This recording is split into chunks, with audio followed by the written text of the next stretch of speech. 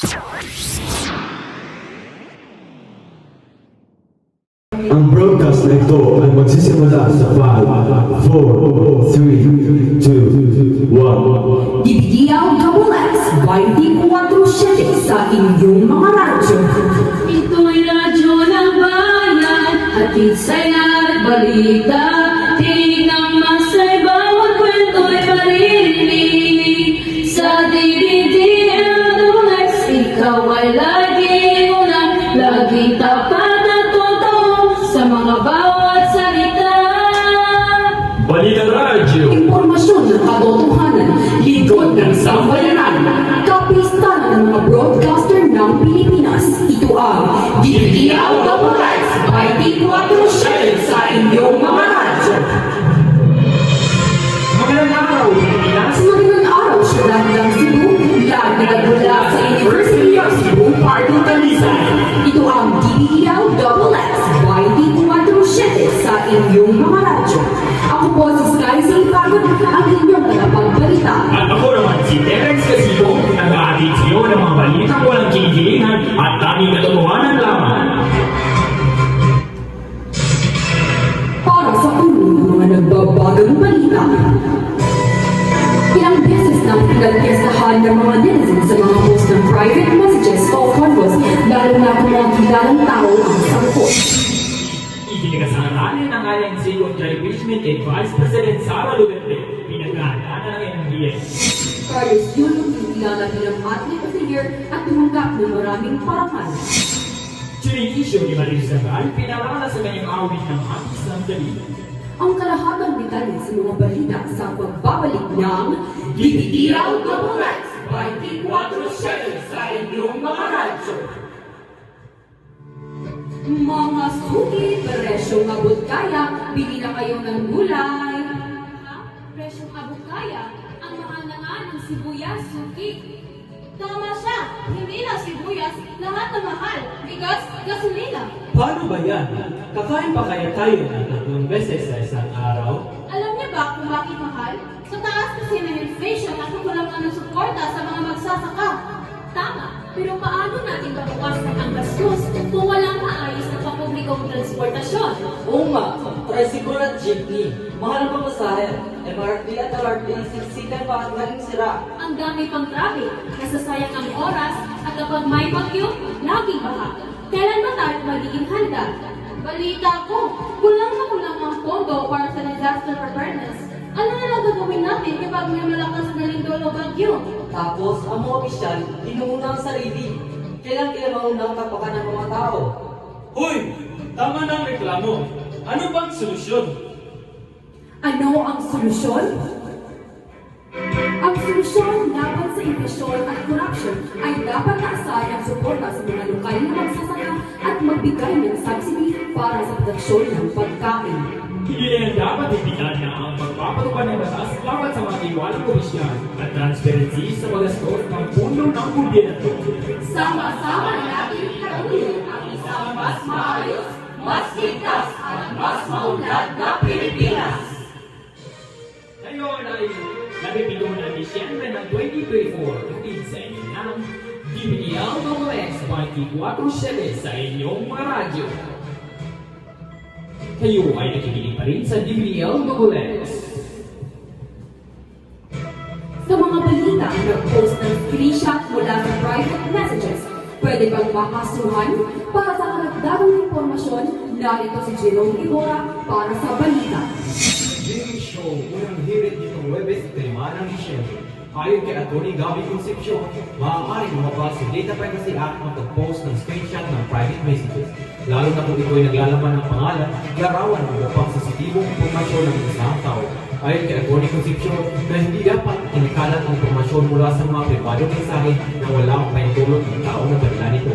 Dagdag pa niya, kahit hindi direktang binanggit ang pangalan ng tao, ngunit madaling mahulaan ang pagkakilanlan maaaring ito ituring na paglabag sa data privacy at right to privacy. Samantala sa hiwalay na panaya, sinabi ni BI Chief Johnny Santiago na may turing ding cybercrime ang pagpakalat ng private conversation at maaaring makasuhan ang sino mang mapatunayan lumabag. Para sa mga ganitong usapin, paalala ng mga eksperto, huwag basta-basta mag-post o magbahagi ng pribadong informasyon upang iwasan ang legal na problema. Ito si Jerome Ibura ng Babalita para sa DBL-XX. DBL-XX 24/7 sa inyong mga radyo. Kapalit ng pambansa, ikinasarali ng INC kung impeachment kay Vice President Sara Duterte, pinaghahandaan ng MMDA o Metropolitan Manila Development Authority. John Felipe Alimento, Ibalita mo! Pinamahalaan ng MNDA ang kilos protesta sa issue ni Pisto laban sa impeachment complaint kay Vice President Sara Duterte.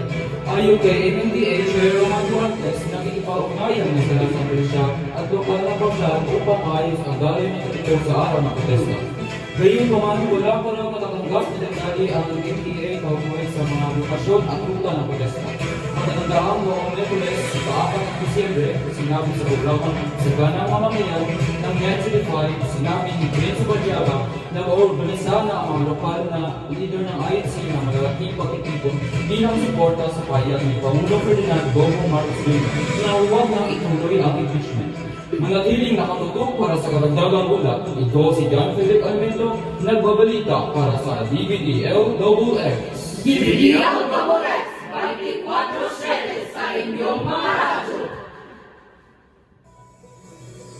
Sa larangan ng pampalakasan, Carlos Lulo kinikilala bilang Athlete of the Year at tumanggap pa ng mga prestiyosong parangal. Para sa detalye, John Chloe Bacatan. Pasok! Bago matapos ang 2024, patuloy na kinikilala ang tagumpay ng two-time Olympic gold medalist na si Carlos Lulo matapos niya tumanggap na 2 prestiyosong parangal noong 19 ng Nobyembre. Gawad kay Kaloy ang titulong Athlete of the Year at Man at his Best mula sa isang kilalang magazine brand sa bansa bilang pagkilala sa kanyang tagumpay at kontribusyon sa larangan ng pampalakasan. Sa kanyang talumpati, taos-puso niyang pinasalamatan ang mga sumusuporta sa kanya laban sa 2024 Paris Olympics. Bukod dito, tumanggap rin si Kaloy ng Impact Award for Culture mula sa isa pang lifestyle magazine bilang pagkilala sa kanyang matagumpay na laban sa Olympics at ang inspirasyon natin niya sa bansa. Ito po si John Will Bacatan, nagbabalita para sa DBDL-XX 24/7. DBL-XX 24/7 sa inyong mga radyo. Para sa balitang showbiz, chinikisyo ni Maris Lacan, pinaalala sa kanyang sariling awit ng Atis Sandali. Castillo, ibalita mo! Matapos masangkot sa cheating issues sa katambahan na si Anthony Jennings, ang sa ex-girlfriend itong si John Villanueva, muli raw hinanak at pinatugtog ng mga netizen sa music streaming app na Spotify ang wiki ni Maris Racal na Ate Sandali na nirelease noong 2021. Ayon sa ulat ng Fashion Police, idinansun sa Twitter account ng All Charts Philippines na nakapasok sa 29th spot ng Spotify ang wiki ni Maris. Ginagamit nila ng tabi ng background music para sa memes o pagkulit kagalis. Sa iba pang social media platforms gaya ng Facebook at TikTok. Samantala, binalgan din naman nagkazan ang music video ito sa YouTube. Nang yun ay buhaan ng iba't ibang reaksyon at komento. Ito si Castillo, nagbabalita para sa DBDL-XX 24/7. DBL-XX 24/7 sa inyong mga radyo. Ang oras ngayon sa Pilipinas ay alas 3:17 ng hapon, hatid sa inyo ng DBDL-XX. At yan ang mga tampok na balita sa araw na ito. Ito po si Sky Silipagod, nagbabalita ng mga impormasyong pawang katotohanan lamang sa DBDL-XX inyong maaasahan. At ito po si Terence Casipong, kasama ang buong puwersa ng DBDL-XX. Kami po ay lubos na nagpapasalamat sa inyong walang sawang pagsuporta. Muli ito ang DBDL-XX 24/7 na mas pinalawak na pagpapatrol. Tuwing Pasko, mas ramdam mo, damas sa aking tinig, ang init ng pag-ibig mo. Na na na na na na na, thank you for the love. mga kababayan, walang ng hangin amihan.